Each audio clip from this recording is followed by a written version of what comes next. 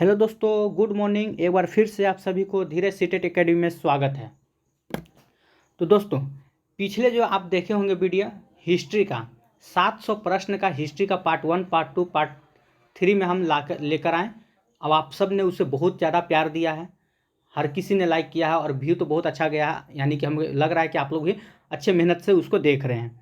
तो आज का जो वीडियो है आप लोग का कमेंट के माध्यम से कि सर ज्योग्राफी का वीडियो जल्दी लाइए, ज्योग्राफी का वीडियो जल्दी लाइए। तो हम लोग हिस्ट्री ख़त्म कर चुके हैं। आज से हम लोग ज्योग्राफी का वीडियो शुरू होने जा रहा है। आज से हम लोग ज्योग्राफी पढ़ेंगे। तो इसमें क्या है कि पहले हम आपको बता देना चाहते हैं, ये जो है अगर आप बीपीएससी दिसंबर में होने वाला जो परीक्षा है टीआरई 2023 का तैयारी कर रहे हैं, तभी जाके ये वीडियो आपके लिए साबित अच्छा होगा। ये एनसीईआरटी प्लस एससीईआरटी पे आधारित होगा और ये क्लास जो है 9वीं में 10वीं वर्ग के लिए है। 11-12 का इसमें एक भी क्वेश्चन आपको देखने को नहीं मिलेगा। पहले हम बता देना चाहते हैं, अगर आपको लगेगा कि नहीं 700 में 11-12 का, वो नहीं होगा। 11-12 का हो सके आने वाले समय में हम वीडियो लेकर आएँ, वो बात की बात है, लेकिन अभी सिर्फ 9-10 का इसमें मिलेगा। चलिए, तो अभी हम आपको बता दें, अगर आपको ठीक है, ये देखिए इसमें क्या है कि आपको छोटा छोटा पॉइंट में करके सब चीज़ लिखा हुआ है। जितना आपको क्वेश्चन 700 क्वेश्चन में पढ़िएगा ना, अगर आप इसको पढ़ लेते हैं, थ्योरी पढ़ लेते हैं, देखिए ये सारा चीज़ आपको क्वेश्चन के माध्यम से उधर मिलने वाला है। हिंद महासागर में भारत की केंद्रीय स्थिति क्या है, मतलब छोटा छोटा पॉइंट में करके आपको दिया हुआ है। यहीं से क्वेश्चन वहाँ छाट के बनाया हुआ है। ठीक है, तो ये कम से कम तो 15 पेज तो इसी का लग जाएगा। आपका थ्योरी है इसमें 15 पेज का। अगर आप इसको भी पढ़ लेते हैं तो आपका अच्छा खासा तैयारी हो जाएगा 9-10 का। अगर हम चैलेंज ठोक के बोल रहे हैं 9-10 से अगर प्रश्न पूछती है तो यहाँ से आपका एक क्वेश्चन नहीं छूटेगा। ये मेरा चैलेंज है, यहाँ से आपका एक प्रश्न नहीं छूटने जा रहा है 9-10 का, क्योंकि पूरा का पूरा ही निचोड़ है। एक एक मतलब चैप्टर से समझिए कि कम से कम 30 से 40 क्वेश्चन लिया गया है। ठीक है, देख लीजिए ये सारा आपका टॉपिक देख रहे हैं। अगर आपको इसका मतलब पीडीएफ चाहिए, ठीक है, तो इसके लिए आपको मेरे दिए गए ना व्हाट्सएप नंबर पे, ठीक है, ये मेरा व्हाट्सएप नंबर है, आप इस पर कॉन्टैक्ट कर सकते हैं, मैसेज कर सकते हैं। 9142 650 549 ये हमारा व्हाट्सएप नंबर है। ठीक है, आप यहाँ से जाके पीडीएफ ले सकते हैं। ठीक है, चलिए तो फिलहाल हम क्लास की शुरुआत करते हैं। अगर आप अभी तक हमारे टेलीग्राम ग्रुप से नहीं जुड़े हैं तो टेलीग्राम का लिंक डिस्क्रिप्शन में दे दिया गया है, आप वहाँ से जाकर जुड़ सकते हैं। कुछ भी खबर जो होती है शिक्षक बहाली आपको वहाँ मिल जाएगा। कुछ पीडीएफ भी वहाँ भेज दिया गया है ग्रुप में, वहाँ भी आपको मिल जाएगा। चलिए, तो कहने का मतलब यही है दोस्तों कि हम लोग पास समय बहुत ही कम है। कम समय में अच्छा तैयारी करना है तो आपको खुद से भी मेहनत करना पड़ेगा, किसी और के भरोसे रहने की ज़रूरत नहीं है। अगर आप ये सब पीडीएफ लेके आप खुद से भी पढ़ के अपना तैयारी कर सकते हैं तो बहुत अच्छा रहता, क्योंकि एक बार जहाँ आप पढ़िएगा सारा क्वेश्चन आपको वही सब क्वेश्चन घूमता फिरता नजर आएगा। देखिए, तो चलिए हम शुरुआत करते हैं आज से। पहला प्रश्न की ओर क्या है, तो उससे पहले हम आपको बता दें शुरू करने से कि 13 तारीख से क्या होने वाला है आप लोग का। ठीक है, ठीक है, स्टेट का सेट शुरू करने जा रहे हैं। स्टेट का सेट शुरू हो जाएगा 13 तारीख से। आज शाम तक आपको एक नोटिफिकेशन या कल आपको देखने को मिल जाएगा।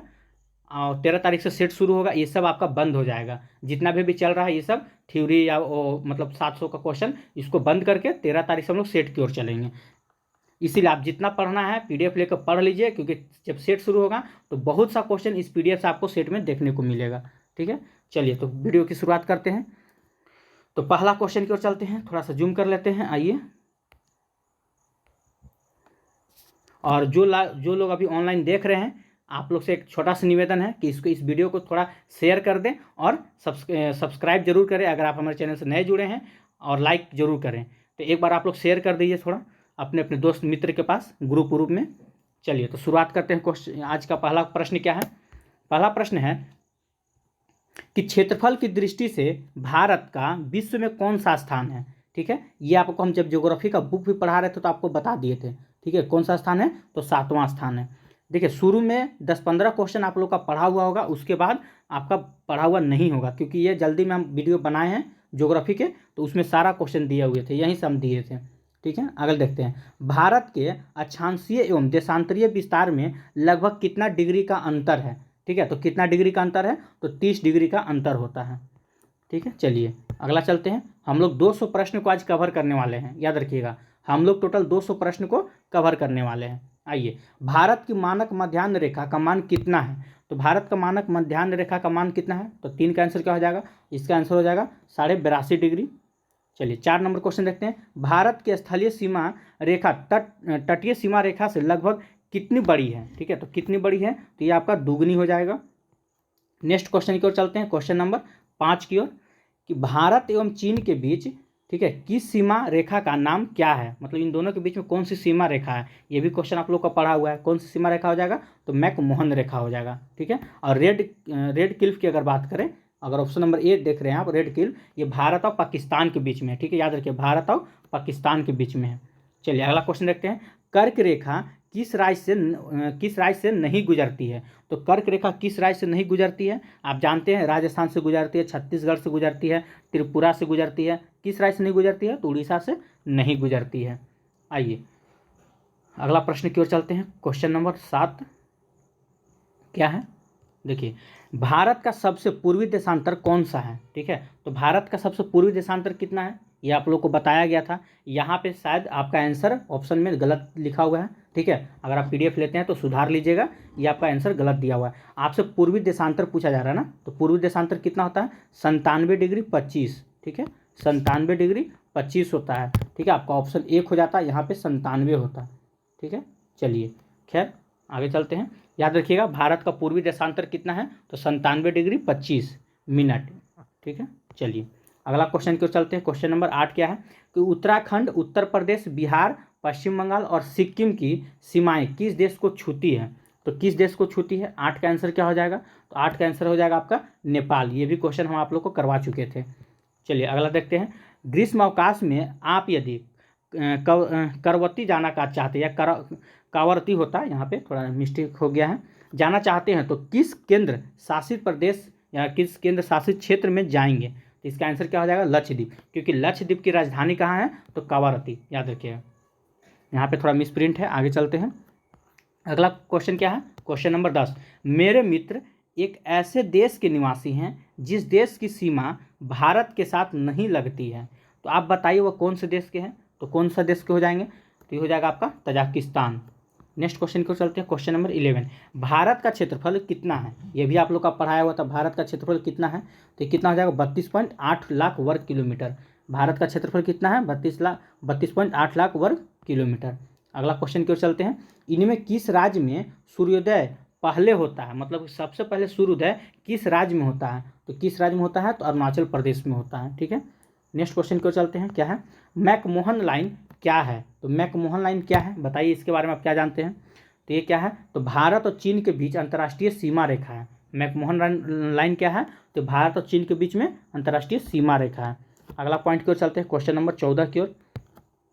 आइए, भारत का कौन पड़ोसी देश दक्षिण में स्थित है? तो भारत का कौन पड़ोसी देश दक्षिण में स्थित है? तो देखिए, यहाँ से दोनों देता है। कभी कभी आपको श्रीलंका भी देखने को मिल जाएगा, और कहीं कहीं आपको मालदीव भी देखने को मिल जाएगा। तो इसको भी फिलहाल आप दोनों लेके चलिएगा, दोनों ही दक्षिण में है। ठीक है, चलिए आगे देखते हैं। क्वेश्चन नंबर 15 क्या है? निम्नलिखित में से कौन सी चोटी भारत में स्थित नहीं है? तो निम्नलिखित में से कौन सी चोटी भारत में स्थित नहीं है? तो 15 का आंसर क्या हो जाएगा? देखिए, K2 आपका भारत में है, कामेट भारत में, नंदा देवी पर्वत भारत में है, लेकिन माउंट एवरेस्ट, ठीक है, माउंट एवरेस्ट कहाँ है? ये नेपाल में है। याद रखिएगा, माउंट एवरेस्ट कहाँ है? तो ये आपका नेपाल में है। ठीक है, और नेपाल में माउंट एवरेस्ट को किस नाम से जानते हैं? ये माउंट एवरेस्ट को अगर पूछ दे कभी कि नेपाल में माउंट एवरेस्ट को किस नाम से जानते हैं, तो याद रखिएगा, सागर माथा। ठीक है, किस नाम से जानते हैं? तो सागर माथा के नाम से जानते हैं। आगे आपको ये क्वेश्चन देखने को मिल सकता है। ठीक है, चलिए अगला क्वेश्चन की ओर चलते हैं। क्वेश्चन नंबर 16 क्या है? कि बिहार के उत्तर पश्चिम किनारे पर हिमालय की कौन सी श्रेणी है? ठीक है, तो हिमालय की कौन सी श्रेणी है? 16 का आंसर क्या हो जाएगा? ये हो जाएगा आपका शिवालिक की श्रेणी। ठीक है, अगला क्वेश्चन की ओर चलते हैं। Question number 17। हिमालय के निर्माण में कौन सा सिद्धांत सर्वमान्य है? ठीक है, तो कौन सा सिद्धांत हो जाएगा? तो इसका हो जाएगा ऑप्शन नंबर आपका C, प्लेट विवर्तनिक का सिद्धांत। ठीक है, अगला क्वेश्चन की ओर चलते हैं। सेंडल चोटी की ऊंचाई कितनी है? ठीक है, तो सेंडल चोटी की ऊंचाई कितनी है? तो 18 का आंसर क्या हो जाएगा आपका? 642 मीटर। नेक्स्ट क्वेश्चन की ओर चलते हैं। Question number 19। भारत का सबसे प्राचीन भूखंड कौन है? तो भारत का सबसे प्राचीन भूखंड कौन है? 19 का आंसर कीजिएगा। क्या हो जाएगा इसका आपका? एक मिनट रुकिएगा। चलिए, तो क्या हो जाएगा इसका आंसर? आप लोग नहीं किए, चलिए ये हो जाएगा आपका प्रायद्वीपीय पठार हो जाएगा। अगला क्वेश्चन की ओर चलते हैं, क्वेश्चन नंबर 20 की ओर। आइए चलिए, क्या है, एक स्थलीय भाग जो तीनों ओर से समुद्र से घिरा हो उसे क्या कहते हैं? तो एक स्थलीय भाग जो तीनों ओर से समुद्र से घिरा हो उसे हम प्रायद्वीपीय कहते हैं। ठीक है, अगला प्रश्न देखते हैं क्या है, क्वेश्चन नंबर 21। आइए, भारत के पूर्वी भाग में म्यांमार की सीमा का निर्धारण करने वाले पर्वतों का संयुक्त नाम है, तो क्या नाम है? तो 21 का आंसर क्या हो जाएगा? तो इसका हो जाएगा पूर्वांचल। ठीक है, ऑप्शन नंबर बी। चलिए क्वेश्चन नंबर 22 देखते हैं, गोवा के दक्षिण में स्थित पश्चिमी तटीय पट्टी को क्या कहते हैं? तो क्या कहते हैं? तो इसे हम कोकन कहते हैं। क्या कहते हैं? तो कोकन कहते हैं। ठीक है, चलिए क्वेश्चन नंबर 23 की ओर चलते हैं। आइए, पूर्वी घाट का सर्वोच्च शिखर है, तो पूर्वी घाट का सर्वोच्च शिखर कौन है? तो 23 का आंसर क्या हो जाएगा आपका? तो महेंद्रगिरी। पूर्वी घाट का सर्वोच्च शिखर कौन है? तो महेंद्रगिरी। ठीक है, समतल या बहुत कम ढलान वाली भूमि के विस्तृत क्षेत्र को क्या कहते हैं? ठीक है, तो क्या कहते हैं? 24 का आंसर क्या हो जाएगा? ये आपका मैदान हो जाएगा। अगला क्वेश्चन देखते हैं, क्वेश्चन नंबर 25 क्या है, खंभात की खाड़ी कहाँ है? ठीक है, तो खंभात की खाड़ी कहाँ है? ये आपका गुजरात में हो जाएगा। अब मन्नार की खाड़ी पूछे कि भारत और श्रीलंका के बीच में है। ठीक है, मन्नार की खाड़ी। यहाँ आपसे पूछ रहा है खंभात की खाड़ी कहाँ है? तो गुजरात में।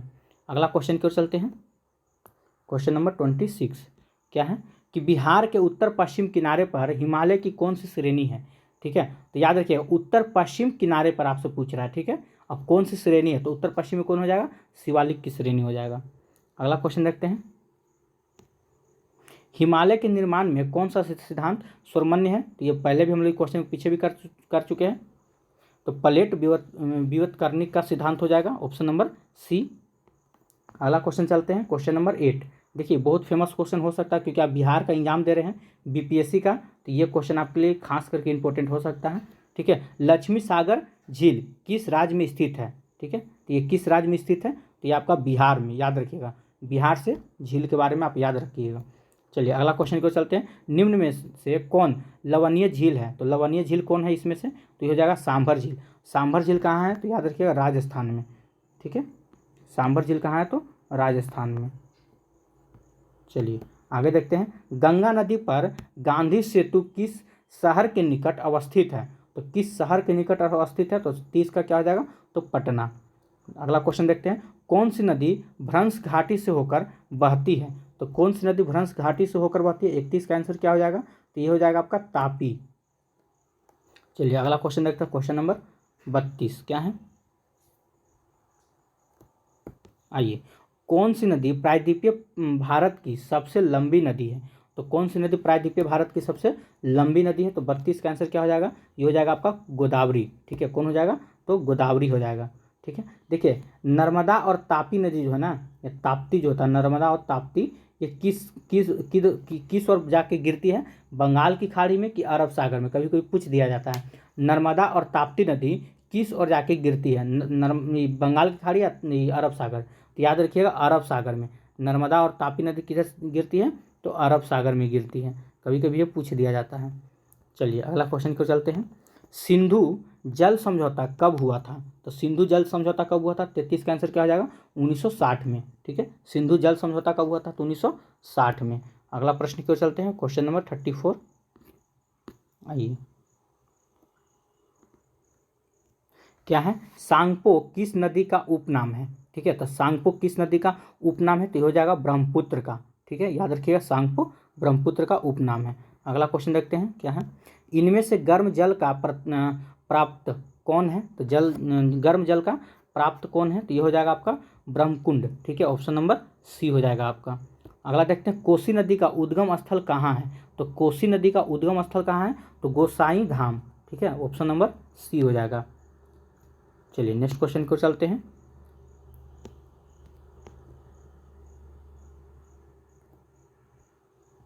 आइए, निम्नलिखित में से कौन सा वृक्ष की शाखाओं के समान अपवाह प्रतिरूप प्रणाली को दर्शाता है? ठीक है, तो कौन दर्शाता है? 37 का आंसर क्या हो जाएगा? ये हो जाएगा ऑप्शन नंबर आपका सी, दुमाकृतिक। ठीक है, अगला देखते हैं क्वेश्चन नंबर 38, वुलर झील निम्नलिखित में से किस राज्य में स्थित है? उलर झील किस राज्य में स्थित है? तो 38 का आंसर क्या हो जाएगा? तो ये हो जाएगा आपका जम्मू कश्मीर। ठीक है, किस राज्य में है? तो जम्मू कश्मीर। अगला प्रश्न देखते हैं क्या है। नर्मदा नदी का उद्गम कहाँ से है? तो नर्मदा नदी का उद्गम जो है ये कहाँ से है? तो अमरकंटक से है। तो देखिए अमरकंटक से कौन कौन सी नदी निकलती है, ये बहुत इंपॉर्टेंट है। ठीक है, थोड़ा सा ध्यान दीजिएगा। अमरकंटक से निकलने वाले 3 नदी याद रखिएगा। अमरकंटक से कितनी नदी निकलती है? 3 नदी, यानी कि 3 नदियों का उद्गम स्थल कहाँ है? अमरकंटक। कौन कौन? तो पहला तो आपको यहाँ नर्मदा दिख रहा होगा। ठीक है, दूसरा नंबर पे आप लिख लीजिएगा। ठीक है, सोन नदी, आप सुने होंगे बिहार में एक सोन नदी है। ठीक है, सोन नदी हो जाएगा। ठीक है, और तीसरा में क्या हो जाएगा? तो एक होता है महानदी। ठीक है, जो कि उड़ीसा में जो नदी आप देख रहे हैं, पूछता है कि उड़ीसा किस नदी किनारे है? तो महानदी के किनारे बसा हुआ है। ठीक है, तो ये हो जाएगा आपका महानदी। यानी कि नर्मदा, सोन और महानदी के उद्गम स्थल कहाँ है? अमरकंटक में। उद्गम स्थल कहाँ है? अमरकंटक में। नर्मदा नदी, सोन नदी और महानदी का उद्गम स्थल कहाँ है? अमरकंटक में। ठीक है, चलिए अगला क्वेश्चन को चलते हैं। क्वेश्चन नंबर 40, लक्ष्मी सागर झील किस राज्य में स्थित है? जस्ट अभी आपको हम पीछे बताए थे। तो किस राज्य में हो जाएगा? बिहार में हो जाएगा। अगला क्वेश्चन को चलते हैं। क्वेश्चन नंबर 41, चलिए कौन सी नदी, एक मिनट, आइए, कौन सी नदी भ्रंश घाटी से होकर बहती है? ठीक है, तो कौन सी नदी भ्रंश घाटी से होकर बहती है? तो तापी नदी बहती है आपका। हिमालय के मुख्य कितने भाग होते हैं? तो हिमालय के आपका 3 भाग होते हैं। अगला देखते हैं, भारत की प्रायद्वीपीय नदियां हैं। तो भारत की प्रायद्वीपीय नदियां हैं, तो 43 का क्या हो जाएगा? तो स्थलाकृतियां नहीं बनाती है। भारत की प्रायद्वीपीय नदियां जो हैं वो स्थलाकृतियां नहीं बनाती है। अगला क्वेश्चन देखते हैं 44 नंबर, सांगपो किस नदी का उपनाम है? तो ब्रह्मपुत्र का हो जाएगा ये आपका।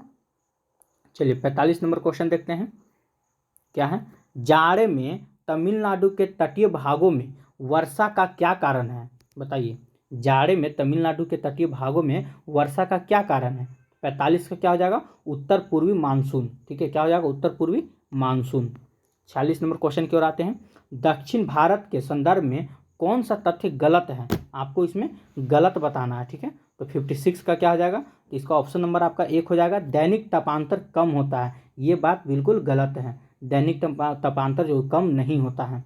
आगे देखते हैं क्वेश्चन नंबर 47 क्या है कि जब सूर्य कर्क रेखा पर सीधे चमकता है तो उसका प्रभाव होता है। तो उसका प्रभाव क्या होता है? तो ये हो जाएगा ऑप्शन नंबर आपका बी, उत्तरी पश्चिमी भारत में निम्न वायु दाब रहता है। ठीक है, क्या होता है? उत्तरी पश्चिमी भारत में निम्न वायु दाब रहता है।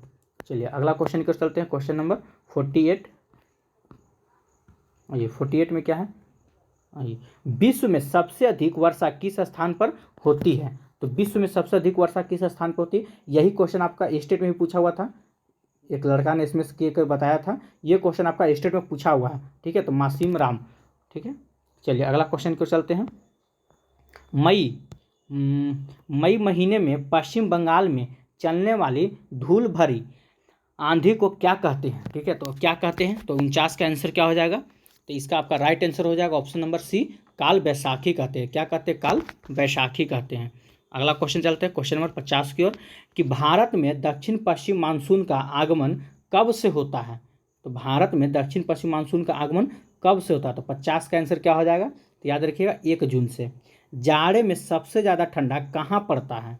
ठीक है, तो कहाँ पड़ता है? तो ये हो जाएगा आपका ऑप्शन नंबर सी। ठीक है, खिलन मर्ग में। आपको लग रहा होगा जम्मू कश्मीर भी होगा, लेकिन उससे भी ज़्यादा खिलन मर्ग में पड़ता है। ठीक है, आगे चलते हैं। आइए, उत्तर पश्चिमी भारत में तत्कालीन वर्षा का क्या कारण है? शीतकालीन वर्षा का क्या कारण है? उत्तर पश्चिमी भारत में शीतकालीन वर्षा का क्या कारण है? तो 52 का आंसर बताइएगा क्या हो जाएगा? ये हो जाएगा आपका पश्चिमी विक्षोभ हो जाएगा। ठीक है, देखिए अगर आप PDF लेते हैं तो इसमें आपका आंसर गलत दिया हुआ है, उत्तर पूर्वी मानसून दिया हुआ है, तो आप सुधार लीजिएगा। ठीक है, चलिए अगला क्वेश्चन की ओर चलते हैं। क्वेश्चन नंबर 53 क्या है? तो ग्रीष्म ऋतु का, ठीक है, कौन स्थानीय तूफान है जो कहवा की खेती के लिए उपयोग होता है? ठीक है, तो कौन सा हो जाएगा? तो 53 का आंसर क्या हो जाएगा? ठीक है, 1 मिनट रुकिएगा, थोड़ा पानी पी लेते हैं। इसका आप लोग आंसर कीजिएगा क्या हो जाएगा। चलिए इसका राइट आंसर क्या हो जाएगा? कहाँ पे था हम लोग? Question number 53। आइए तो इसको थोड़ा जूम कर लेते हैं। चलिए, तो इसका राइट आंसर क्या हो जाएगा? तो इसका आपका राइट आंसर हो जाएगा आम्रवर्षा। ठीक है, चलिए अगला क्वेश्चन की ओर चलते हैं। क्या है, निम्नलिखित में से कौन सा कारण भारत के उत्तर पश्चिम भाग में शीत ऋतु में होने वाली वर्षा के लिए उत्तरदायी है। ठीक है, तो कौन सा कारण हो जाएगा 54 का, तो याद रखिएगा पश्चिमी विक्षोभ हो जाएगा। अगला क्वेश्चन चलते हैं, क्वेश्चन नंबर 55। क्या है, भारत में मानसून का आगमन निम्नलिखित में से कब होता है। तो भारत में मानसून का आगमन जो है निम्नलिखित में से कब होता है, तो याद रखिए जुलाई के प्रारंभ में। ठीक है, अगला प्रश्न की ओर चलते हैं, निम्नलिखित में से कौन सी भारत में शीत ऋतु की विशेषता है। बताइएगा क्या हो जाएगा, कौन सी शीत ऋतु की विशेषता है। तो इसका आंसर क्या हो जाएगा, 56 का आंसर कीजिएगा तो ऑप्शन नंबर सी हो जाएगा, ठंडा दिन एवं ठंडी रातें। ठीक है, अगला क्वेश्चन देखते हैं, क्वेश्चन नंबर 57। भारत में दक्षिण पश्चिम मानसून का आगमन कब से होता है। ठीक है, तो कब से होता है, तो इसका राइट आंसर क्या हो जाएगा 57 का, तो याद रखिएगा 1 जून से। कब से होता है, 1 जून से। जाड़े में सबसे ज़्यादा ठंडा कहाँ पड़ता है। तो जाड़े में सबसे ज़्यादा ठंडा अभी जस्ट हम ऊपर आपको बताए हैं खिलमर्ग में पड़ता है। कहीं कहीं जम्मू कश्मीर भी आपको देखने को मिल जाएगा। ठीक है, नहीं होगा तो इसको आप रिसर्च कर लीजिएगा थोड़ा। चलिए अगला क्वेश्चन को चलते हैं, क्वेश्चन नंबर 59। उत्तर पश्चिमी भारत में शीतकालीन वर्षा का क्या कारण है। तो आखिर शीतकालीन वर्षा जो होता है उत्तर पश्चिम में, तो क्या उसका रीजन क्या है। तो 59 का आंसर क्या हो जाएगा, पश्चिमी विक्षोभ के कारण होता है। अगला क्वेश्चन देखते हैं, क्वेश्चन नंबर 60। क्या है कि भारत का कौन सा भाग वृष्टि छाया में पड़ता है। ठीक है, तो कौन सा भाग, तो पश्चिमी घाट का विमुख भाग पड़ता है। ठीक है, चलिए क्वेश्चन नंबर 61 की ओर चलते हैं। 1 मिनट रुकिएगा। चलिए तो क्वेश्चन नंबर 61 की ओर चलते हैं। क्या है कि अक्टूबर से, ठीक है, मध्य नवंबर तक कौन सी ऋतु मिलती है। तो अक्टूबर से मध्य नवंबर तक कौन सी ऋतु हमें मिलती है। 61 का क्या हो जाएगा, तो शरद ऋतु। ठीक है, चलिए 62 नंबर क्वेश्चन की ओर चलते हैं। क्या है कि गर्मी के दिनों में सबसे अधिक तापमान इनमें से कहाँ मिलता है। तो गर्मी के दिनों में सबसे अधिक तापमान कहाँ मिलता है, तो 62 का आंसर क्या हो जाएगा, ये हो जाएगा आपका जोधपुर। ठीक है, अगला प्रश्न की ओर चलते हैं। भारत में औसतन कितनी वर्षा, मतलब कितनी वार्षिक वर्षा होती है। भारत में औसतन कितनी वार्षिक वर्षा होती है, तो 63 का आंसर क्या हो जाएगा, तो 118 सेंटीमीटर। ठीक है, अगला क्वेश्चन की ओर चलते हैं। चलिए भारत में जीव संरक्षण अधिनियम कब लागू हुआ। तो भारत में जीव संरक्षण अधिनियम कब लागू हुआ था, 64 का आंसर क्या हो जाएगा, तो 1972 में। कब लागू हुआ था 64 का, 1972 में। अगला क्वेश्चन देखते हैं, भरतपुर पक्षी विहार कहाँ स्थित है। तो भरतपुर पक्षी विहार कहाँ है, तो राजस्थान में। नेक्स्ट क्वेश्चन की ओर चलते हैं, क्वेश्चन नंबर 66। भारत में कितने प्रकार की वनस्पतियाँ, ठीक है, प्रजातियाँ पाई जाती है। तो कितने प्रकार की पाई जाती है, इसका राइट आंसर क्या हो जाएगा, तो आपका हो जाएगा 90,000। ठीक है, कहीं कहीं आपको 89 भी देखने को मिल जाएगा। आगे चलिए, क्वेश्चन नंबर 67। रबड़ का संबंध किस प्रकार की वनस्पति से है। तो रबड़ का संबंध किस प्रकार की वनस्पति से है, इसका राइट आंसर क्या हो जाएगा, उष्णकटिबंधीय वर्षा वन से। अगला क्वेश्चन देखते हैं, सिनकोना के वृक्ष कितनी वर्ष वाले क्षेत्र में पाए जाते हैं। ठीक है, कितने वर्षा वाले क्षेत्र में पाए जाते हैं, तो 68 का आंसर क्या हो जाएगा, तो ये आपका आंसर हो जाएगा 100 सेंटीमीटर वर्षा जहाँ होता है वहाँ पे आपका सिनकोना का पेड़ देखने को मिलेगा। सिंपली पाल जीव मंडल निश्चय कौन से राज्य में स्थित है। ठीक है, तो ये कहाँ स्थित है, तो ये आपका उड़ीसा में है। अगला क्वेश्चन देखते हैं, क्वेश्चन नंबर 70 नंबर क्या है कि भारत के कौन से जीवमंडल निश्चय विश्व के जीवमंडल नीचियों के लिए गए हैं। तो किसका आंसर क्या हो जाएगा 70 का, तो ये हो जाएगा आपका नंदा देवी। अगला प्रश्न देख लेते हैं, क्या है 71 नंबर। इनमें किसके द्वारा प्राकृतिक वनस्पति का वितरण मुख्य रूप से निर्धारित होता है। ठीक है, तो किसके द्वारा होता है, तो जलवायु के द्वारा होता है। अगला क्वेश्चन देखते हैं, क्या है 72 नंबर। 1 मिनट रुक जाइएगा। चलिए दोस्तों, तो अगला प्रश्न की ओर चलते हैं, क्वेश्चन नंबर 72। इनमें कौन कथन सही है, आपको सही कथन को चुनना है। आइए देखते हैं क्या है 72 नंबर में, तो इसमें कौन सा सही हो जाएगा, तो ऑप्शन नंबर आप बी देखिए क्या है, तो प्राकृतिक वनस्पति और वन्य प्राणियों में आपसी संबंध हुआ करता था। ठीक है, ये आपका सही है। अगला क्वेश्चन को चलते हैं, क्वेश्चन नंबर 73। देवदार के पेड़ मुख्य रूप से कहाँ उगते हैं। ठीक है, तो देवदार के पेड़ मुख्य रूप से कहाँ उगते हैं, इसका राइट आंसर क्या हो जाएगा, तो 73 का आपका हो जाएगा हिमालय में। ठीक है, अगला प्रश्न की ओर चलते हैं, क्वेश्चन नंबर 74। इनमें कौन वन्य प्राणी पश्चिम बंगाल और असम के दलदल क्षेत्र में मिलता है। ठीक है, तो कौन मिलता है? तो 74 का आंसर क्या हो जाएगा? तो गेंडा। अगला क्वेश्चन क्यों चलते हैं, क्वेश्चन नंबर 25 देखते हैं क्या है। तेंदुआ मुख्य रूप से कहाँ मिलता है? ठीक है, तेंदुआ मुख्य रूप से कहाँ मिलता है, इसको थोड़ा जूम कर लेते हैं। आइए, तो 75 क्या हो जाएगा? सॉरी, तो तेंदुआ कहाँ मिलता है? तो हिमालय के ऊंचे क्षेत्र में मिलते हैं। ठीक है, अगला क्वेश्चन देखते हैं, भारत में याक कहाँ मिलता है? तो याक कहाँ मिलता है? तो लद्दाख में मिलते हैं। अगला क्वेश्चन क्यों चलते हैं, क्वेश्चन नंबर 77 कि भारत में कितने राष्ट्रीय वन उद्यान हैं? ठीक है, तो कितने हैं? तो इसमें टोटल हो जाएगा 102 आपका। क्वेश्चन नंबर 28 देखते हैं क्या है। भारत में पहला जीव आरक्षण क्षेत्र कहाँ स्थापित किया गया? ठीक है, तो कहाँ किया गया था? 28 का आंसर क्या हो जाएगा? तो ये हो जाएगा आपका नीलगिरी में। नेक्स्ट प्रश्न देखते हैं, भारत में सर्वाधिक साक्षरता दर किस राज्य की है? तो किस राज्य की सबसे अधिक है 29 का? तो केरल, याद रखिएगा, साक्षरता के मामला में केरल सबसे ज़्यादा है। अगला प्रश्न देखते हैं क्या है, भारत की औसत आयु संरचना क्या है? ठीक है, तो क्या हो जाएगा? 80 का इसका राइट आंसर, तो 64.6 वर्ष। ठीक है, ऑप्शन नंबर 1 हो जाएगा। चलिए अगला प्रश्न की ओर चलते हैं। 2001 ईस्वी की जनगणना में प्रति 1000 पुरुष पर महिलाओं के लिए अनुपात की क्या स्थिति रही? मतलब 1000 पुरुष में कितनी महिला मतलब की रही? तो ये हो जाएगा 943 महिलाएं। ठीक है, चलिए नेक्स्ट क्वेश्चन की ओर चलते हैं। देखिए 200 प्रश्न की ओर चलना, थोड़ा हम तेजी से चलेंगे। भारत की औसत जनसंख्या घनत्व प्रति वर्ग किलोमीटर क्या है? ठीक है, तो कितना किलोमीटर है प्रति वर्ग? तो ये हो जाएगा क्या आपका 82 का आंसर क्या हो जाएगा? तो 382 व्यक्ति। अगर वीडियो आपको अच्छा लग रहा होगा तो इसे लाइक ज़रूर कीजिएगा, और अगर अभी तक आप हमारे चैनल पर नए हैं तो सब्सक्राइब जरूर कीजिएगा, क्योंकि ऐसे ही पार्ट 2 और पार्ट 3 बहुत जल्द आने वाला है। ठीक है, चलिए तो फिलहाल हम शुरुआत करते हैं। क्वेश्चन नंबर 83 की ओर चलते हैं। क्या है? आइए, निम्नलिखित में से किस क्षेत्र में प्रवास आबादी की संख्या वितरण एवं संरचना में परिवर्तन लाता है? ठीक है, तो किस क्षेत्र में लाता है? 83 का आंसर क्या हो जाएगा? Option number C. ठीक है, प्रस्थान एवं आगमन दोनों क्षेत्रों में। अगला क्वेश्चन देखते हैं, क्वेश्चन नंबर 84 क्या है कि जनसंख्या में बच्चों का एक बहुत बड़ा अनुपात निम्नलिखित में से किसका परिणाम है? ठीक है, तो ऑप्शन नंबर इसका क्या हो जाएगा? तो इसका हो जाएगा ऑप्शन नंबर डी आपका, अधिक विवाहित जोड़े का। ठीक है, चलिए क्वेश्चन नंबर 85 की ओर आते हैं। क्या है कि निम्नलिखित में से कौन सा एक जनसंख्या वृद्धि का परिणाम दर्शाता है? ठीक है, तो कौन दर्शाता है? तो 85 का आंसर क्या हो जाएगा? तो प्रत्येक वर्ष, ठीक है, लोगों की संख्या में होने वाली वृद्धि को दर्शाता है। चलिए क्वेश्चन नंबर 86 देखते हैं। 86 में क्या है? आइए, 2011 की जनगणना के अनुसार, ठीक है, एक साक्षर व्यक्ति वह है जो जिसकी उम्र जो है 7 वर्ष है, ठीक है, तथा वह किसी भी भाषा को समझ के साथ पढ़ एवं लिख सकता है, वही जो है 2011 की जनगणना के अनुसार एक साक्षर व्यक्ति कहलाता है। ठीक है, चलिए क्वेश्चन नंबर 87 की ओर आते हैं। क्या है कि असम में सर्वाधिक वर्षा होते हुए भी जनसंख्या घनत्व तो कम क्यों है? ठीक है, तो 87 का आंसर क्या हो जाएगा?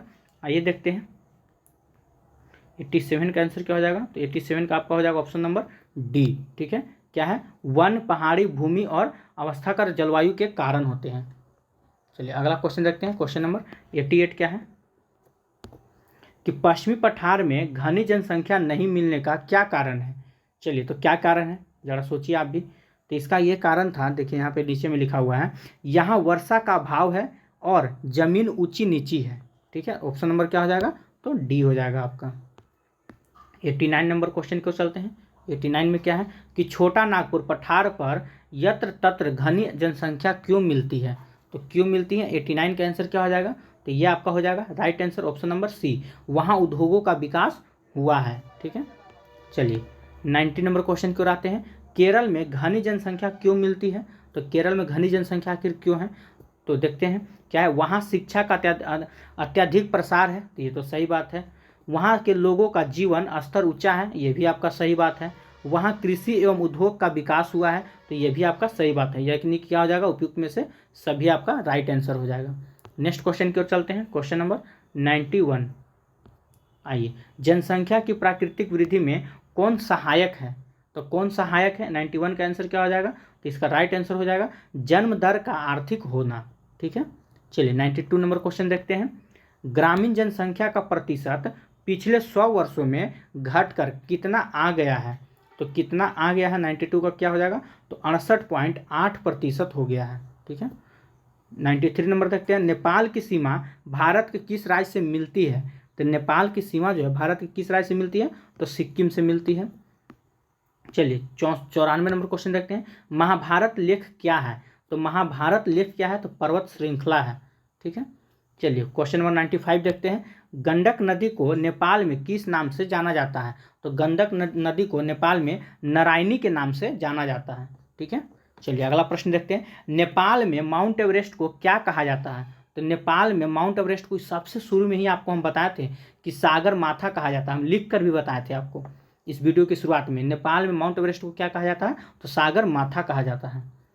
चलिए अगला देखते हैं 97 नंबर आ रही कि नेपाल की सबसे लंबी नदी है। तो नेपाल की सबसे लंबी नदी कौन है? तो कर्णाली, ये सबसे लंबी नदी है। ठीक है, अगला देखते हैं। नेपाल में पौडजोल मिट्टी कहाँ पाई जाती है? तो कहाँ पाई जाती है? 98 का आंसर क्या हो जाएगा? तो मध्य पर्वतीय प्रदेश में पाई जाती है। अगला क्वेश्चन देखते हैं। एवरेस्ट क्या है? बताइए एवरेस्ट क्या है? क्या नेपाल की एक नदी का नाम है? क्या नेपाल में हिमालय की एक चोटी है?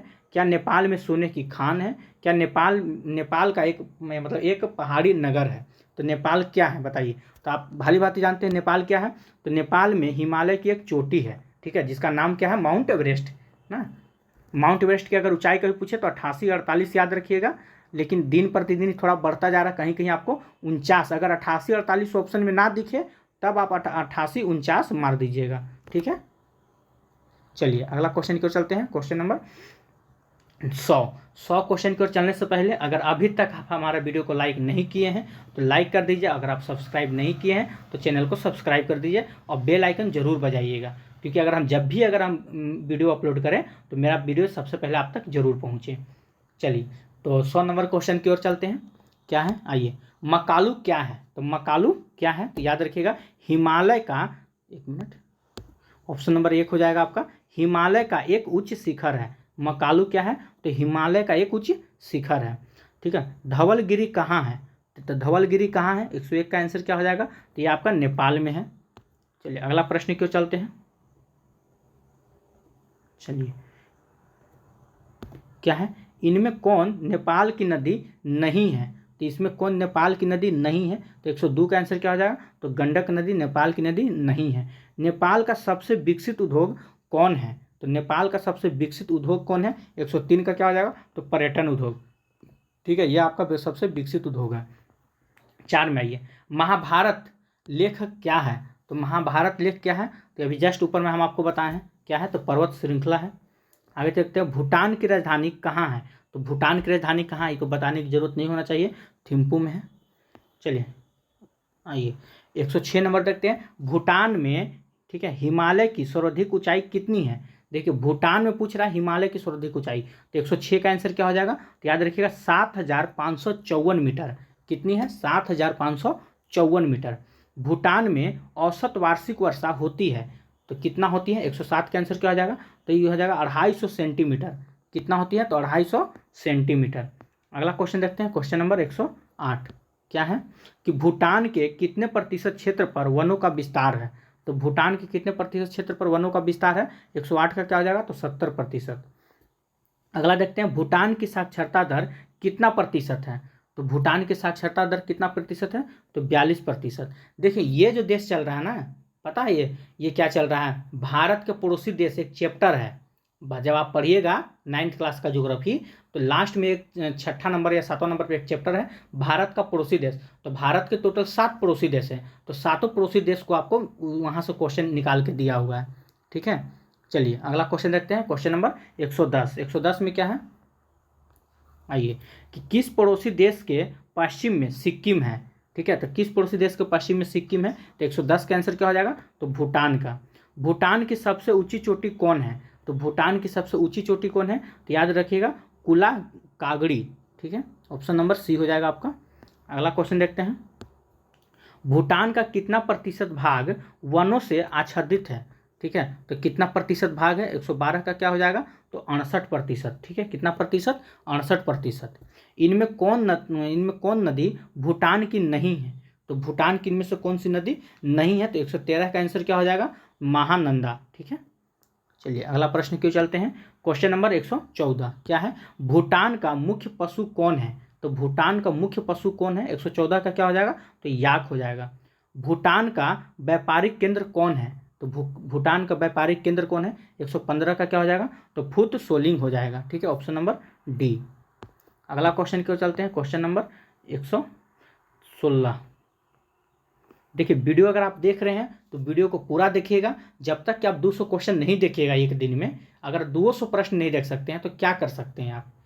अगर आपको बीपीएससी निकालना है, अगर आप खुद से पढ़ते हैं तो अच्छी बात है, लेकिन अगर खुद से नहीं भी पढ़ पा रहे ना, तो इस वीडियो कम से कम 1 घंटा का वीडियो होने जा रहा है। 1 घंटा का वीडियो आपको 200 प्रश्न मिलने जा रहा है। एक नज़र में इसको देख भी लीजिएगा ना, और फिर जब दोबारा देखिएगा तो आपको याद हो जाएगा। ठीक है, तो कम से कम इसको पूरा देखने की कोशिश कीजिएगा। चलिए तो शुरुआत करते हैं। क्वेश्चन नंबर 116 देखते हैं क्या है। इनमें कौन भूटान का हवाई अड्डा है? ठीक है, तो भूटान का हवाई अड्डा कौन है? तो याद रखिएगा थिम्पू। ठीक है, ऑप्शन नंबर बी हो जाएगा। बांग्लादेश का पूर्व नाम क्या था? तो बांग्लादेश का पूर्व नाम क्या था? तो 117 का आंसर क्या हो जाएगा? तो यह हो जाएगा पूर्वी पाकिस्तान। ठीक है, पहले हम बांग्लादेश को पूर्वी पाकिस्तान के नाम से जानते थे या बुलाते थे। अगला क्वेश्चन देखते हैं 118 क्या है कि भारत के साथ बांग्लादेश की स्थलीय सीमा कितनी लंबी है? देखिए ये क्वेश्चन आपको हम जब ज्योग्राफी का चैप्टर 1 पढ़ा रहे थे ना, वहीं से ही प्रश्न पूछा गया है। भारत के साथ बांग्लादेश की स्थलीय सीमा की लंबाई कितनी है? तो याद रखिए 4096। ये पढ़े होंगे आप उधर। चलिए अगला क्वेश्चन देखते हैं। बांग्लादेश कब स्वतंत्र हुआ? ठीक है, तो बांग्लादेश कब स्वतंत्र हुआ? तो याद रखिए कभी कभी आपको 17 दिसंबर भी देता है, कहीं कहीं आपको 16 दिसंबर भी देखने को मिलता है। ठीक है, तो ऑप्शन नंबर क्या हो जाएगा? सी, 16 दिसंबर या 17 दिसंबर 1971। चलिए याद रखिएगा मेन है आपका 1971। ठीक है, 16-17 दोनों देता है कभी कभी। चलिए अगला प्रश्न क्यों चलते हैं। बांग्लादेश एशिया महाद्वीप के किस भाग में है? तो बांग्लादेश एशिया महाद्वीप के किस भाग में है? तो 120 का आंसर क्या हो जाएगा? तो ये आपका हो जाएगा पूर्वी भाग में है। नेक्स्ट क्वेश्चन की ओर चलते हैं। ब्रह्मपुत्र नदी को बांग्लादेश में किस नाम से जाना जाता है? तो किस नाम से जाना जाता है? तो जमुना के नाम से जाना जाता है। अगला प्रश्न की ओर चलते हैं। क्या है कि भारत से सटे पूर्व में कौन सा देश है? तो भारत से सटे पूर्व में कौन सा देश हो जाएगा? तो 122 का क्या हो जाएगा? तो बांग्लादेश। चलिए 123 नंबर क्वेश्चन देखते हैं। बांग्लादेश का क्षेत्रफल कितना है? तो बांग्लादेश का क्षेत्रफल कितना है? तो ये हो जाएगा 1,44,000 वर्ग किलोमीटर। कितना है? 1,44,000 वर्ग किलोमीटर। चलिए अगला क्वेश्चन की ओर चलते हैं। क्वेश्चन नंबर 124 क्या है? 124 में देख लेते हैं। आइए, बांग्लादेश की जनसंख्या कितनी है? तो बांग्लादेश की जनसंख्या कितनी है? तो कितनी है? तो 15 करोड़ 3 लाख। कितनी है? तो 15 करोड़ 3 लाख बांग्लादेश की जनसंख्या है। आइए क्या है? बांग्लादेश का जन घनत्व कितना है? तो बांग्लादेश का जन घनत्व जनसंख्या घनत्व कितना है कहने का मतलब 125 का क्या हो जाएगा? तो देखिए 1062 व्यक्ति प्रति वर्ग किलोमीटर। ठीक है, ऑप्शन नंबर बी हो जाएगा आपका। चलिए 126 देखते हैं। सुरमा क्या है? क्या वो सुरमा जो हम आँख में लगाते हैं? नहीं, वो अलग होता है। ठीक है, सुरमा क्या है? तो याद रखिएगा मेघना की सहायक नदी है। ठीक है, अगला क्वेश्चन को चलते हैं। क्वेश्चन नंबर 117 श्रीलंका की आकृति कैसी है?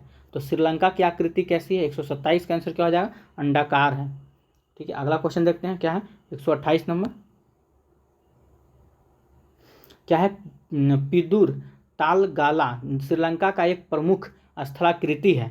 ठीक है, तो क्या है? क्या वो नदी है कि झील है कि शिखर है कि गर्त है? क्या है?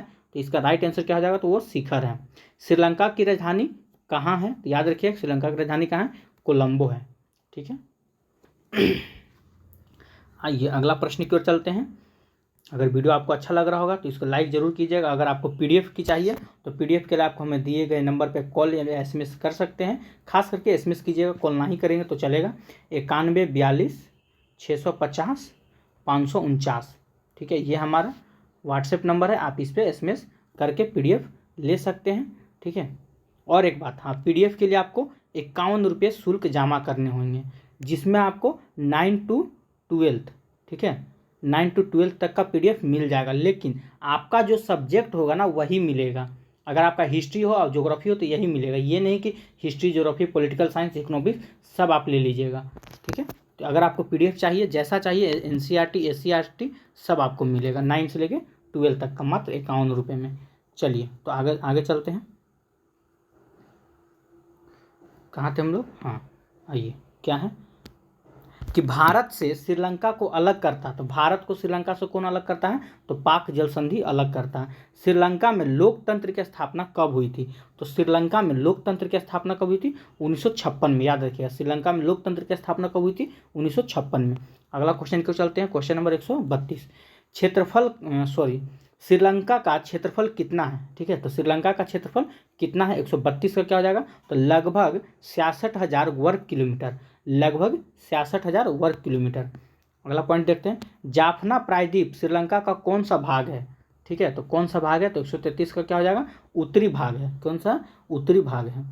134 नंबर क्वेश्चन देखते हैं, अनुराधापुरा किस प्रसिद्ध का क्या कारण है? ठीक है, मतलब अनुराधापुरा की प्रसिद्धि का क्या कारण है? सॉरी, अनुराधापुरा की प्रसिद्धि का क्या कारण है?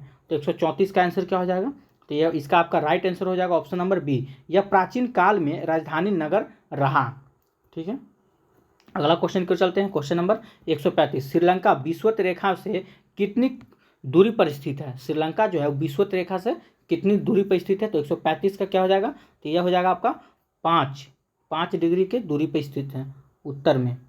चलिए अगला क्वेश्चन देखते हैं, श्रीलंका के मुख्य रूप से कौन सा पेड़ मिलता है? मतलब श्रीलंका में मुख्य रूप से कौन सा पेड़ मिलता है? तो 136 का आंसर क्या हो जाएगा? तो इसका राइट आंसर हो जाएगा आपको सिनकोना भी मिलता है, रबड़ भी मिलता है, नारियल भी मिलता है, यानी कि इनमें से सभी श्रीलंका में मुख्य रूप से कौन सा पेड़ मिलता है? तो ये सभी का सभी मिलते हैं। तो राइट आंसर क्या हो जाएगा? Option number D. अगला देखते हैं, श्रीलंका का अंतर्राष्ट्रीय हवाई अड्डा कौन है? तो श्रीलंका का अंतर्राष्ट्रीय हवाई अड्डा कौन है? ये क्वेश्चन को आप थोड़ा सर्च कर लीजिएगा, इसका आंसर ऐसे आपका हो जा रहा है कोलंबो। ठीक है, अगला देखते हैं, श्रीलंका की राजधानी कहाँ है? ये तो सबको पता होगा, कोलंबो हो जाएगा। अगला क्वेश्चन देखते हैं 139, क्या है? पूर्व का मोती किसे कहते हैं? तो पूर्व का मोती किसे कहते हैं? 139 का क्या हो जाएगा? तो श्रीलंका को कहते हैं। पाकिस्तान का सबसे बड़ा हवाई अड्डा कहाँ है? तो पाकिस्तान का सबसे बड़ा हवाई अड्डा कहाँ है? 140 का क्या हो जाएगा? कराची में हो जाएगा आपका। आइए, खेल का सामान बनाने में विश्व प्रसिद्ध है, तो कौन विश्व प्रसिद्ध है? तो 141 का क्या हो जाएगा आपका? ये हो जाएगा आपका ऑप्शन नंबर सी हो जाएगा। ठीक है, थोड़ा देख लीजिएगा, हमें रावलपिंडी भी लग रहा था, इसको थोड़ा पेंडिंग में रखिएगा। ठीक है, कहीं कहीं रावलपिंडी भी देता है, पाकिस्तान में है ये। चलिए 141 नंबर पेंडिंग, अगर आपको आंसर पता होगा तो कमेंट बॉक्स में ज़रूर दीजिएगा। चलिए अगला क्वेश्चन की ओर चलते हैं, पाकिस्तान की सबसे प्रसिद्ध चोटी तख्त सुलेमान की ऊंचाई क्या है? तो कौन सी हो जाएगा? तो इसका आंसर क्या हो जाएगा? 142 का, ये हो जाएगा आपका 3770 मीटर। ठीक है, अगला क्वेश्चन की ओर चलते हैं, सिंधु नदी बहती है, तो सिंधु नदी बहती है, ये किस ओर बहती है? तो इसका राइट आंसर क्या हो जाएगा? उत्तर से दक्षिण की ओर बहती है। अगला देखते हैं, एशिया का सबसे गर्म स्थान कौन सा है? एशिया का सबसे गर्म स्थान कौन सा है? तो जैकोबाबाद। ठीक है, याद रखिएगा ऑप्शन नंबर बी। अगला क्वेश्चन की ओर चलते हैं, क्वेश्चन नंबर 145 की ओर, क्या है? आइए, कि सिंधु की देन किसे कहा जाता है? सिंधु की देन किसे कहा जाता है? क्या पाकिस्तान को कहा जाता है, या अफगानिस्तान को कहा जाता है, बलूचिस्तान को कहते हैं, या पंजाब को कहते हैं? किसको कहते हैं? सिंधु की देन किसे कहते हैं? तो याद रखिएगा पाकिस्तान को कहते हैं। पाकिस्तान की जनसंख्या कितनी है? तो पाकिस्तान की जनसंख्या कितनी है? तो याद रखिएगा 18 करोड़। चलिए अगला क्वेश्चन देखते हैं, खैबर कहाँ स्थित है? तो खैबर दर्रा है। ठीक है, ये एक प्रकार का दर्रा है, कहाँ स्थित है? तो पाकिस्तान के उत्तर पश्चिम में स्थित है। ठीक है, खैबर दर्रा। अगला क्वेश्चन देखते हैं, क्या है? पाकिस्तान के किस भाग में मरुस्थल मिलता है? तो पाकिस्तान के किस भाग में मरुस्थल मिलता है? तो दक्षिणी पूर्वी भाग में। नेक्स्ट क्वेश्चन की ओर चलते हैं, क्वेश्चन नंबर 149, पाकिस्तान का उत्तर पश्चिमी भाग कितना ऊंचा है? ठीक है, तो 149 का क्या हो जाएगा? तो 3000 मीटर ऊंचा है। अगला प्रश्न देखते हैं, क्या है? कि पाकिस्तान की कितनी भूमि पर कृषि की जाती है? ठीक है, तो कितनी भूमि पे की जाती है? तो 29% भूमि पर कृषि की जाती है। ठीक है, याद रखिएगा। अगला क्वेश्चन की ओर चलते हैं, क्वेश्चन नंबर 151। ठीक है, चलिए, पाकिस्तान की प्रमुख व्यावसायिक फसल कौन है? ठीक है, तो कौन हो जाएगा 151 का? तो ये हो जाएगा आपका कपास।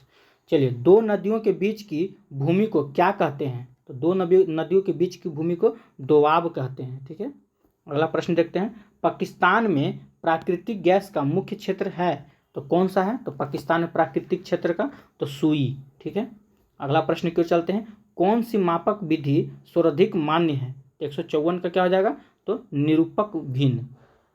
अगला प्रश्न क्यों चलते हैं, क्वेश्चन नंबर 155, मानचित्र की दूरी को मापने में कैसे जाना जाता है? ठीक है, तो कैसे जाना जाता है? 155 का क्या हो जाएगा? तो अंश से जाना जाता है।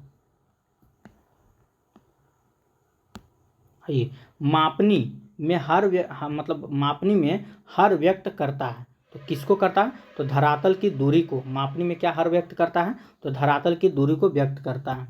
आगे देखते हैं, निम्नलिखित में से कौन समापक निरूपक भिन्न का है? ठीक है, तो किसका हो जाएगा? 157 का क्या हो जाएगा? सेंटीमीटर हो जाएगा। अगला देखते हैं, क्वेश्चन नंबर 158 क्या है, निम्न में से किस मापनी के द्वारा किलोमीटर और मील दोनों की दूरियों को दर्शाया जा सकता है? ठीक है, तो 158 का क्या हो जाएगा? ऑप्शन नंबर 1, रेखीय मापनी के द्वारा। अगला क्वेश्चन क्यों चलते हैं, क्वेश्चन नंबर 159 क्या, लघु मापक का उपयोग कहाँ किया जाता है? तो लघु मापक का उपयोग कहाँ किया जाता है? 159 का क्या हो जाएगा? ऑप्शन नंबर डी, देश का मानचित्र तैयार करने में। कहाँ किया जाता है? देश का मानचित्र तैयार करने में।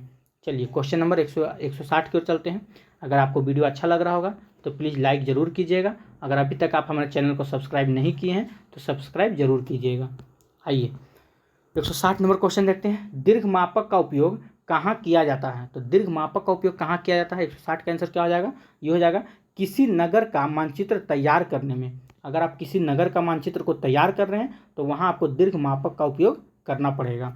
अगला क्वेश्चन देखते हैं, क्वेश्चन नंबर 161 क्या है कि मापनी में हर व्यक्त करता है। ये जस्ट आपका रिपीट क्वेश्चन है, धरातल की दूरी को करता है। अगला क्वेश्चन देखते हैं, क्वेश्चन नंबर 162, क्षेत्र में जाकर इकट्ठे किए गए आंकड़ों को क्या कहा जाता है? ठीक है, तो क्या कहते हैं? 162 का आंसर क्या हो जाएगा? इसे हम प्राथमिक आंकड़ा कहते हैं। अगला क्वेश्चन देखते हैं, भूगोल में क्षेत्रीय अध्ययन है। तो भूगोल में क्षेत्रीय अध्ययन किसका है? ये एक उपागम का है। चलिए अगला क्वेश्चन की ओर चलते हैं, क्वेश्चन नंबर 164, क्षेत्रीय अध्ययन किस प्रकार का महत्वपूर्ण है? क्षेत्रीय अध्ययन किस प्रकार महत्वपूर्ण है? 164 का क्या हो जाएगा? तो ये इसका आपका राइट आंसर हो जाएगा ऑप्शन नंबर सी, इससे प्राकृतिक पर्यावरण और मानवीय क्रियाओं के अंत संबंध को जानने का मौका मिलता है। चलिए अगला क्वेश्चन की ओर चलते हैं, क्वेश्चन नंबर 165, क्या है, किसी पहाड़ी प्रदेश की ढालू भूमि पर यदि जुताई करके फसल उगाई जा रही हो तो उससे क्या पता चलता है? तो उससे आपको क्या पता चल रहा है? ऑप्शन नंबर बी हो जाएगा कि मानव अपने प्रयत्न से सुख सुविधाओं के लिए धरती को बदलने का प्रयत्न कर रहा है। ठीक है, चलिए अगला क्वेश्चन देखते हैं, क्वेश्चन नंबर 166 क्या है, आप कैसे समझ सकेंगे कि क्षेत्र में प्रदूषण बढ़ रहा है? आप कैसे समझिएगा? वहाँ की गंदी नालियों को देखकर। क्या ये सही बात है? तो बिल्कुल ये सही है, वहाँ की गंदी नालियों को देखकर हम समझ जाएंगे कि यहाँ का प्रदूषण क्षेत्र बढ़ रहा है। वहाँ कल कारखानों की वृद्धि होते देखकर, ये भी आपका सही, आप इसे भी देखकर समझ सकते हैं। जहाँ तहाँ खड़ी गली या बिखरी वस्तुएं देखकर, तो ये भी आपका सही है, इससे भी पता चलेगा प्रदूषण बढ़ रहा है। यानी कि क्या हो जाएगा इसका राइट आंसर? तो इनमें से सभी क्या हो जाएगा? इनमें से सभी आपका राइट आंसर हो जाएगा। ठीक है, चलिए अगला क्वेश्चन को चलते हैं, क्वेश्चन नंबर 167 क्या है, यदि हम किसी भौगोलिक नगर में पहुंचकर उसका अध्ययन करना चाहें तो आप किस बात पर ध्यान केंद्रित करेंगे? तो आप किस बात पर ध्यान केंद्रित कीजिएगा? चलिए देखते हैं, तो क्या हो जाएगा इसका राइट आंसर? तो ये आपका राइट आंसर हो जाएगा ऑप्शन नंबर डी, वहाँ किन कारणों से उद्योग का विकास हुआ है। ठीक है, चलिए अगला क्वेश्चन देखते हैं, आपदा प्रबंधन, एक मिनट, आइए, आपदा प्रबंधन के प्रमुख घटक हैं। तो कौन कौन से इसके घटक हैं? तो ऑप्शन नंबर बी हो जाएगा, आपदा के पूर्व सामुदायिक स्तर पर तैयार करना। ठीक है, अगला क्वेश्चन की ओर चलते हैं, क्वेश्चन नंबर 169 क्या है, मानव जनित आपदा के प्रभाव को कम करने के कौन कौन से उपाय हैं? ठीक है, तो 169 का आंसर क्या हो जाएगा? तो ऑप्शन नंबर सी हो जाएगा, सामुदायिक जागरूकता पर ध्यान देना। चलिए 170 नंबर क्वेश्चन की ओर आते हैं, 170 में क्या है कि इनमें से किस आपदा की गति तीव्र होती है? ठीक है, तो इनमें से किस आपदा की गति तीव्र होती है? 170 का आंसर क्या हो जाएगा? तो भूकंप का। इनमें किससे सीमित क्षेत्र में आपदा उपस्थित होती है? तो 171 का आंसर क्या हो जाएगा? तो ओला वृष्टि का। ठीक है, चलिए अगला देखते हैं, क्वेश्चन नंबर 172। आपदा के समय इनमें से किस प्रबंधन पर तुरंत ध्यान देना आवश्यक नहीं है? तो 172 का आंसर क्या आ जाएगा? तो आप देख सकते हो इसका ऑप्शन आप देख लीजिए, ऑप्शन नंबर सी क्या है? स्थानीय लोगों की सहायता से घर बनवा देना। ठीक है, ये आपका उचित नहीं है। अगला देखते हैं क्वेश्चन नंबर 173 क्या बोल रहा है कि इनमें कौन सी घटना आपदा के लिए जिम्मेदार रही है या जिम्मेवार रही है? क्या हो जाएगा? 173 का आंसर क्या हो जाएगा? तो ये आपका राइट आंसर हो जाएगा। देख लीजिए 2001 का गुजरात का भूकंप, तो ये आपदा जिम्मेदार थी। 26 दिसंबर 2004 का सुनामी, ये भी आपदा था। और अगस्त 2008 का कोसी नदी का बाढ़ आना, ये भी आपदा था। यानी कि इनमें से सभी हो जाएगा। ठीक है, 173 का क्या हो जाएगा? ऑप्शन नंबर डी हो जाएगा। अगला क्वेश्चन क्यों चलते हैं, क्या है? एक मिनट, चलिए। मानव जनित आपदा के प्रभाव को कम करने के कौन से उपाय हैं? ठीक है, तो कौन से उपाय हैं? 174 का क्या हो जाएगा? तो इसका राइट आंसर क्या हो जाएगा 174 का? तो ऑप्शन नंबर सी, सामुदायिक जागरूकता पर ध्यान देना। ठीक है, क्वेश्चन नंबर 175 चलते हैं। इनमें से कौन परमाणु ऊर्जा केंद्र है? तो इनमें से कौन परमाणु ऊर्जा केंद्र है? तो 175 क्या हो जाएगा? ऑप्शन नंबर ए हो जाएगा, कैगा। चलिए क्वेश्चन नंबर 76 देखते हैं क्या है।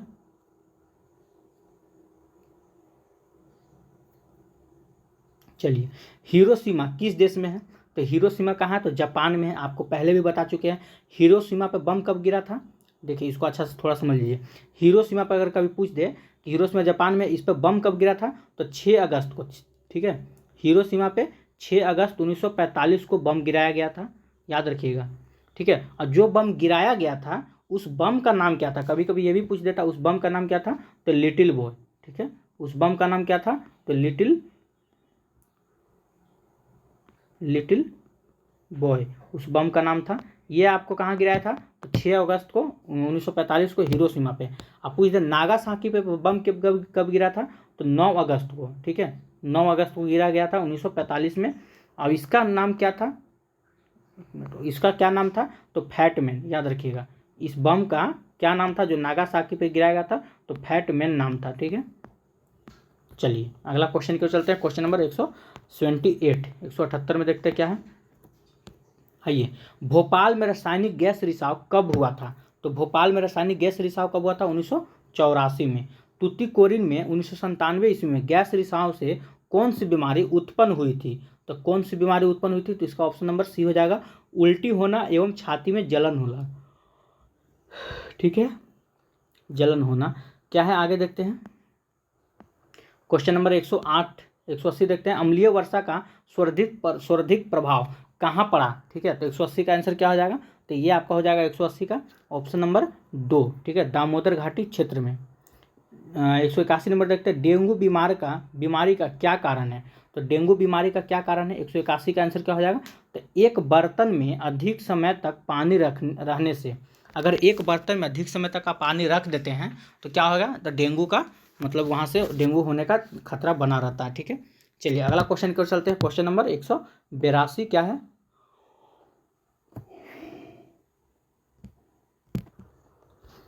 आइए क्वेश्चन नंबर 182 देखते हैं क्या है। चलिए, एथेंस क्या है? ठीक है, एथेंस क्या है? तो 182 का आंसर क्या हो जाएगा? अति सूक्ष्म जीव है। ठीक है, भारत में एड्स से लगभग कितने लोग प्रभावित हैं? तो अभी भी 25 लाख लोग प्रभावित हैं। चलिए 184 देखते हैं। रेल दुर्घटना का प्रमुख कारण क्या है? अगर रेल में कभी भी दुर्घटना हो रही है तो उसका प्रमुख कारण क्या है? तो याद रखिए, मानवीय लापरवाही। इसकी वजह से ही रेल दुर्घटना होता है, ये नहीं कि हाँ मतलब कोई आपदा से या किसी टेक्निकल फॉल्ट से हो गया, ये सब नहीं होता है। ठीक है, चलिए 185 नंबर क्वेश्चन देखते हैं क्या है। आइए, किस मानव जनित आपदा का प्रभाव दीर्घकाल तक बना रहता है? ठीक है, तो किसका बना रहता है? तो 185 का आंसर क्या हो जाएगा? ये हो जाएगा आपका रासायनिक प्रदूषण। ठीक है, अगला क्वेश्चन क्यों चलते हैं। क्वेश्चन नंबर 186 क्या है? कल कारखाने के कचरे से किस प्रकार की आपदा आ सकती है? ठीक है, तो किस प्रकार की आपदा आ सकती है कल कारखाने से? तो 186 का क्या हो जाएगा? तो रासायनिक प्रदूषण आते हैं। सामान्य आपदाओं को कितने वर्गों में रखा जाता है? ठीक है, तो कितने वर्गों में रखा जाता है? ये हो जाएगा आपका 2 वर्गों में। अगला क्वेश्चन की ओर चलते हैं। क्वेश्चन नंबर 188, तीव्र ज्वर का कारण है, तो कौन सा कारण हो जाएगा? तो 188 का क्या हो जाएगा? तो ये आपका राइट आंसर हो जाएगा विषाणु। ठीक है, चलिए अगला क्वेश्चन की ओर चलते हैं। 189 क्या है? नगरों में सड़क कहाँ से पार करनी चाहिए? ठीक है, तो कहाँ से पार करनी चाहिए? 189 का क्या हो जाएगा? जहाँ जेब्रा का चिन्ह बना हो वहीं से सड़क को पार करना चाहिए। अगला देखते हैं, पैदल चलते समय सड़क पर चलना आदर्श है। ठीक है, किस और बाईं और दाईं और कि बीचे बीचे आप चलिएगा, ये आपकी मर्जी, लेकिन किस और अनिवार्य है बताइए? तो हमेशा बाईं ओर चला जाता है, बचपन से हमें सिखाया जा रहा है। चलिए ठीक है, क्वेश्चन नंबर 151 की ओर चलते हैं। क्या है? आइए, 151 में क्या बोल रहा है कि रेल यात्रा करते समय किन बातों का ध्यान रखना चाहिए? तो अगर आप रेल यात्रा कर रहे हैं तो किन किन बातों का ध्यान रखना चाहिए? आइए देखते हैं 191 में।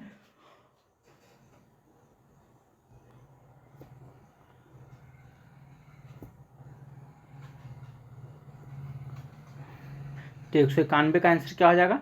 तो 191 का आपका राइट आंसर हो जाएगा ऑप्शन नंबर बी, रेल यात्रा के दौरान ज्वलनशील पदार्थ नहीं ले जाना चाहिए। ठीक है, तो ऑप्शन नंबर क्या हो जाएगा? तो बी हो जाएगा। चलिए अगला क्वेश्चन की ओर चलते हैं। क्वेश्चन नंबर 192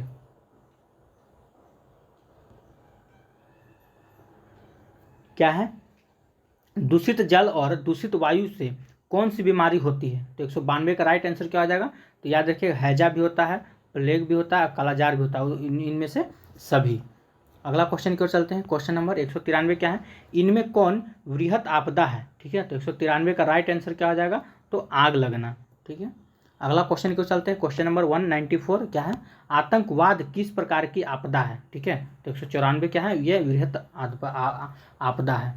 नेक्स्ट क्वेश्चन देखते हैं, विमान दुर्घटना का कारण इनमें से कौन नहीं है? ठीक है, तो कौन नहीं है? तो 195 क्या हो जाएगा? साफ मौसम। ठीक है, कभी भी विमान दुर्घटना का कारण नहीं बनता है। चलिए 196 नंबर क्वेश्चन को देखते हैं। क्या है? आइए, सामान्य आपदाओं को कितने वर्गों में रखा गया है? तो कितने वर्गों में रखा गया है? तो 2 वर्गों में रखा गया है।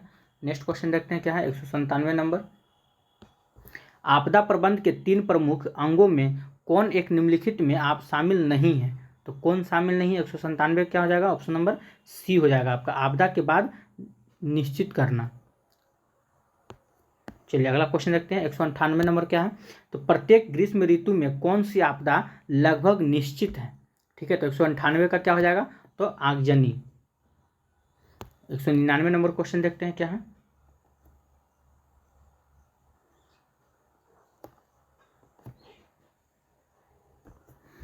चलिए, सामुदायिक प्रबंधन के अंतर्गत निम्नलिखित में से कौन एक प्राथमिक क्रियाकलाप के में शामिल नहीं है? ठीक है, तो कौन शामिल नहीं है? तो इसका राइट आंसर क्या हो जाएगा? आप देख लीजिएगा, ऑप्शन नंबर सी हो जाएगा, आपदा की जानकारी प्रशासन तंत्र को नहीं देना, ये आपका शामिल नहीं है। ठीक है, अगला क्वेश्चन देखते हैं। आज का लास्ट प्रश्न है, अगर आप अभी भी हमारे वीडियो को लाइक नहीं किए हैं, चैनल को सब्सक्राइब नहीं किए हैं, तो एक बार लास्ट में जरूर कर दीजिएगा। चलिए, तो ये हमारा लास्ट प्रश्न क्या है? ग्रामीण आपदा प्रबंधन समिति के प्रमुख कार्य हैं, तो इनका प्रमुख कार्य क्या है? चलिए, तो इसका आंसर नहीं बताया जाएगा, आप इसका आंसर कोशिश कीजिएगा, कमेंट बॉक्स में जरूर दीजिएगा। ठीक है, चलिए तो आज के लिए इतना ही। जय हिंद, जय भारत।